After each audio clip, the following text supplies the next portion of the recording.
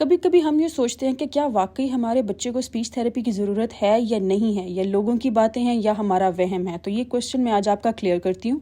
जब भी कभी आप अपने बच्चे को लेके कंसर्न्ड हो, उसकी स्पीच से रिलेटेड या उसके फिजिकल माइलस्टोन से रिलेटेड, तो आपने हमेशा एक काम करना है। आपने अपने बच्चे की जो एज है उसको बाकी नॉर्मल बच्चों से कंपेयर करना है। कंपैरिजन का मतलब ये नहीं है कि उसका बच्चा ये कर रहा है तो मेरा बच्चा उस एज में ये नहीं कर रहा है। ऐसा नहीं, ऐसा बिल्कुल नहीं करना। आपने सर्च करना है कि आपके बच्चे की जो भी एज है, उस एज के बच्चे नॉर्मली क्या करते हैं, क्या क्या माइलस्टोन्स होते हैं, क्या क्या एक्टिविटीज वो करते हैं, और फिर उसको आपने अपने बच्चे से कंपेयर करना है। और अगर आपको लगे कि आपका बच्चा 6 महीने से ज्यादा डिले है, तो आप लाजमी किसी स्पीच थेरेपिस्ट को कंसल्ट करें, उसकी असेसमेंट करवाएं और उसके डायग्नोसिस के मुताबिक उसका ट्रीटमेंट स्टार्ट करवा दें। हम लोग अक्सर ये सोचते हैं कि स्पीच थेरेपी करवाने की जरूरत नहीं है, हमारा बच्चा आहिस्ता आहिस्ता उम्र के साथ ठीक हो जाएगा, लेकिन ऐसा नहीं होता। जब बच्चा बड़ा हो जाता है तो जो बच्चे स्पीच डिले होते हैं उनमें बहुत ज़्यादा एंग्जाइटी और डिप्रेशन आने लग जाता है, जिसको हम टीन एज डिप्रेशन कहते हैं। वो उन बच्चों में बहुत ज़्यादा कॉमन है जिसके अर्ली चाइल्डहुड में स्पीच थेरेपी के इश्यूज होते हैं। And supposedly, if your child is speech and language delay, then always follow your child's lead. लेकिन इसका हरगिज ये मतलब नहीं है कि आप अपने बच्चे की हर जिद और हर बात को माने। आपने करना क्या है, जब आपको लगे कि आपके बच्चे में ये चीज़ें डिलेड हैं,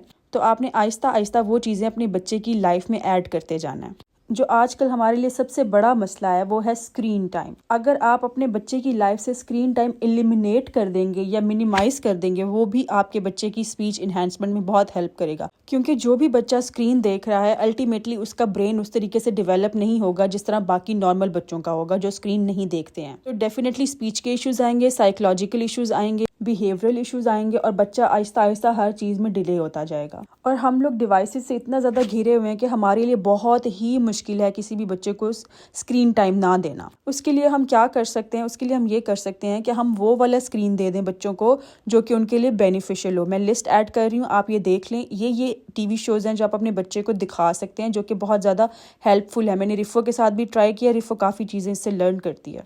और सेकंड चीज़ आप अपने साथ ये कर सकते हैं कि आप जो भी काम डेली का करवा रहे हैं, वो आपने जब करवाना है बच्चे को बात कर करके करवाना है। जैसे आप बच्चे को नहला रहे हैं, उसका डायपर चेंज कर रहे हैं, उसको खाना खिला रहे हैं, आपने हर चीज़ बच्चे को बतानी है ज़ीरो से। चाहे बच्चे को पता भी है, आपने बार बार बोलना है, क्योंकि जब बच्चा आपको बोलता देखेगा तो वो लाजमी बोलने की अर्ज उसमें डेवलप हो जाएगी। और फोर्थ चीज़ ये है, बच्चे को चॉइसेस बहुत पसंद होती हैं। आप उनको टॉयज़ में चॉइसेस दे दें, खाने में चॉइसेस दे दें या कपड़ों में चॉइसेस दे दें, उनको बहुत मज़ा आता है अपनी मर्जी का काम करने का।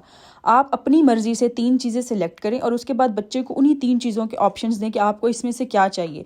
वो जो चीज़ पिक करे आप उस पर बात करना शुरू कर दें। सपोजिटली रिफो के साथ अगर मैं खेल रही हूँ तो मैं उसकी मर्जी के सारे टॉयज़ उसके सामने रख देती हूँ, यानी कि 3 टॉयज़ उसके सामने रख देती हूँ और उसको कहती हूँ कोई भी पिक करे, यानी कि कहने की भी ज़रूरत नहीं है, उसके सामने रखो तो वो ऑटोमेटिकली जो फर्स्ट टॉय पिक करेगी, इट मीन्स कि उसको उसके साथ खेलना है। तो मैं उस पर बात करने लग जाती हूँ, उसका कलर्स बताने लग जाती हूँ, उसकी शेप्स बताने लग जाती हूँ। तो इस तरीके से उसकी स्पीच डेवलपमेंट ऑटोमेटिकली होती रहती है। और बच्चों को ना पिक्टोरियल मेमोरी बहुत ज्यादा होती है। तो फिफ्थ पॉइंट ये है कि बच्चों के साथ बुक रीडिंग करें। जब भी बच्चा सोने लगे उससे पहले 5 मिनट भी शायद ज्यादा है, 2-3 मिनट भी अगर आप उसके साथ बुक रीडिंग कर लेंगे और उसकी नजर उन पिक्चर्स पे पड़ जाएगी, कलर्स पे पड़ जाएगी, और वो 2-3 लफ्ज आपके सुन लेगा सोने से पहले, तो ये चीज उसकी स्पीच डेवलपमेंट में बहुत हेल्प करेगी।